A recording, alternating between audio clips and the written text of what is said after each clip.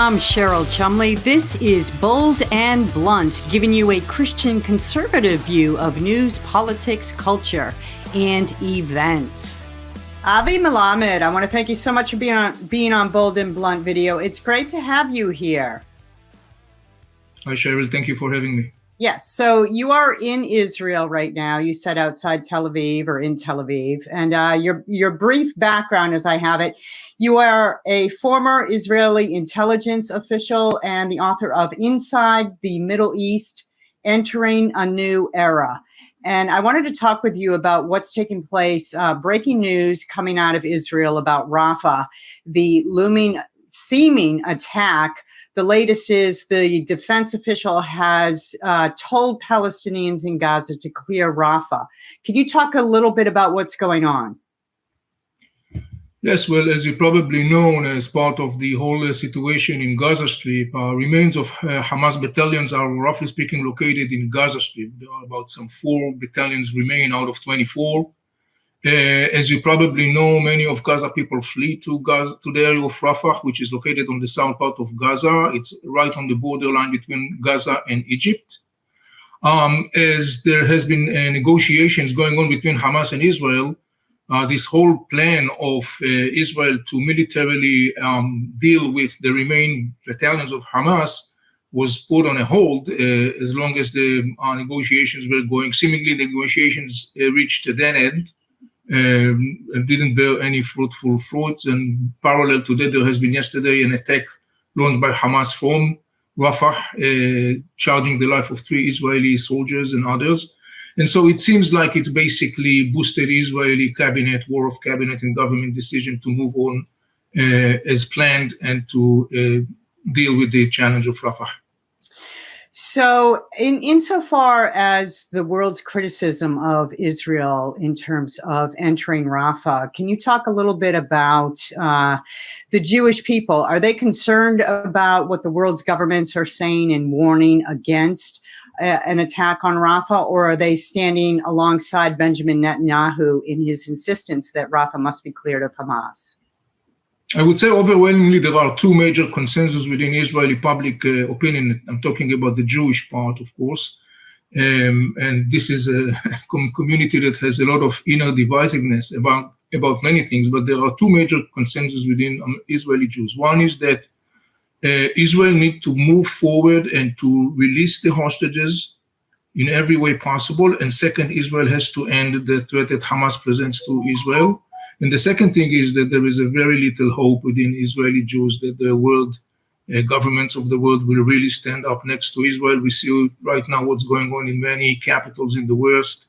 We see the whole issue of international court that are basically putting Israel on the bench of defenders. So in that regards, there is a very little hope or trust of Israeli Jews in any kind of like these international organizations and agencies.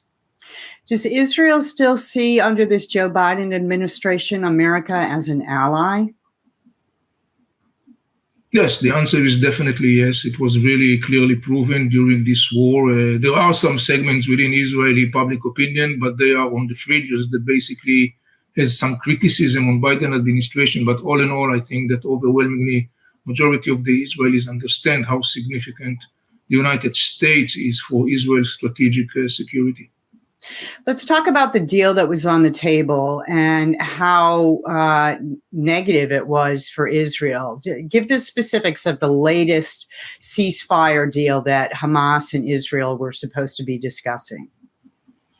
Well, there has been different pieces of information coming in. I don't know to say decisively what was the exact articles of that deal, but roughly speaking, the idea is to have a multi-phase deal where during each phase, Hamas will release more and more hostages. I think that the first part of this deal was supposed to focus on women, elderly and little kids that are in the hands of Hamas or others in Gaza Strip who were involved in October 7 attack on Israel. And there has been different numbers regarding the potential Palestinian prisoners that will be swapped in such a deal. I don't know to say the exact number. So roughly speaking, it was supposed to be a multi-phase deal, specifically talking about periods of weeks between each phase and phase. During those weeks, there was supposed to be some sort of like ceasefire. Hamas demand Israel to totally withdraw from Gaza Strip and end the war. Israeli government says it's not acceptable. We are not going to withdraw from Gaza Strip. We are not going to end the war as long as Hamas continue to hold Israeli hostages.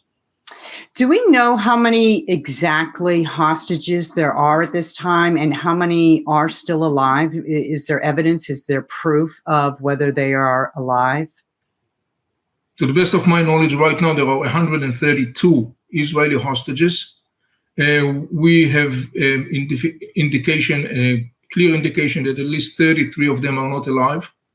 It is very possible that the number of hostages dead is higher than the number that I just mentioned. There is a major concern within Israeli intelligence agencies that the number is really higher than that.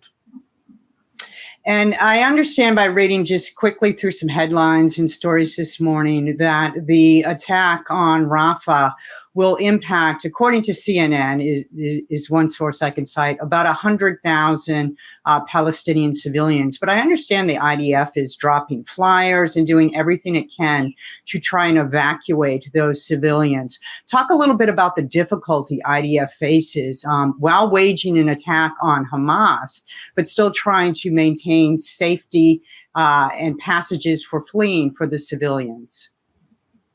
Well, Rafah is a quintessential of the whole challenge that Israel has been battling against Hamas and Islamic Jihad in Palestine, namely through two major perspectives. One is the fact that it's a massively urban area, and the other fact is that Hamas and Islamic Jihad are using their own brothers and sisters as human shields. They are operating from their own civil society, of course, trying to, as crazy as it may sound, they hope is that the more number of Palestinians will get killed, it plays to their hand because they know that it will put pressure on the international community to put pressure on Israel to stop the war. So in that regard, Rafah is kind of like a quintessential of this whole large picture of the battle, which is very complex battle in Gaza Strip. As the battle moved on since October 7, or to be more accurate, since the end of October when Israel invaded Gaza Strip, many Palestinians, citizens and non-citizens, flee down to the area of Rafah. So right now, actually, you got a situation where Rafah became, as I said before, the last resort, sort of speaking of some estimated 4 battalions of Hamas, and also a resort for estimated some 1 million Palestinians that flee to this area. So one of the major challenges, actually, of course, is to, if Israel is conduct the fight, Israel has to do an enormous effort to try and to minimize as much as possible collateral damage, and meaning an essential part of this whole battle plan in Rafah must take care of the well-being of the civilians, of the people that are not involved in the fight. And so this is one aspect. The other aspect is the need to sift, sort of speaking, between Hamas and Islamic Jihad militants and civilians. The reason for that is because the Hamas and Islamic Jihad militants are basically disguised as civilians. So there is also a need to do this sift while you are basically clearing this whole area from civil presence and basically moving civilians to a safe area, relatively speaking. So all in all, you can understand how challenging this whole situation right there in Rafah. Just a couple other questions and then we have to wrap, but talk about after, say, Benjamin Netanyahu and the IDF are successful with eradicating Hamas, which has been the mission, as I understand it, from the beginning. What happens after when the Palestinian civilians go to implement a new government? What's to say that they wouldn't vote for another terror group such as Hamas? How would Israel deal in the coming years with that reality? Well, Cheryl, first I must say Hamas is not going to be eliminated. It has to be clear. The whole idea in the end of the day is not to eliminate Hamas because it's irrelevant, it's not realistic. The whole idea in the end of the day is to create a situation where Hamas and Islamic Jihad, two major Palestinian militant groups that are leading a very, very genocidal agenda, will not be able in the end of the day to continue and to dictate their radical agenda on both Israelis and Palestinians. And also by doing that, they are serving the interest of the mullah regime in Tehran. So this is one thing that has to be clear. The other thing that you have very accurately mentioned is the whole issue of the inner Palestinian discussion. And in the end of the day, the message that comes from the Arab world to the Palestinian is you need to make up your mind. You need to decide whether you want to continue and stick on Hamas, Islamic Jihad, and Iranian way, and then you have to bear the consequences, or you have to decide whether you want to take another path. I think that message is enormously significant to internalize because it has not been present in the discussion in the West. I think this is something very significant to bring to the attention of the Western media and the Western public rim discussion.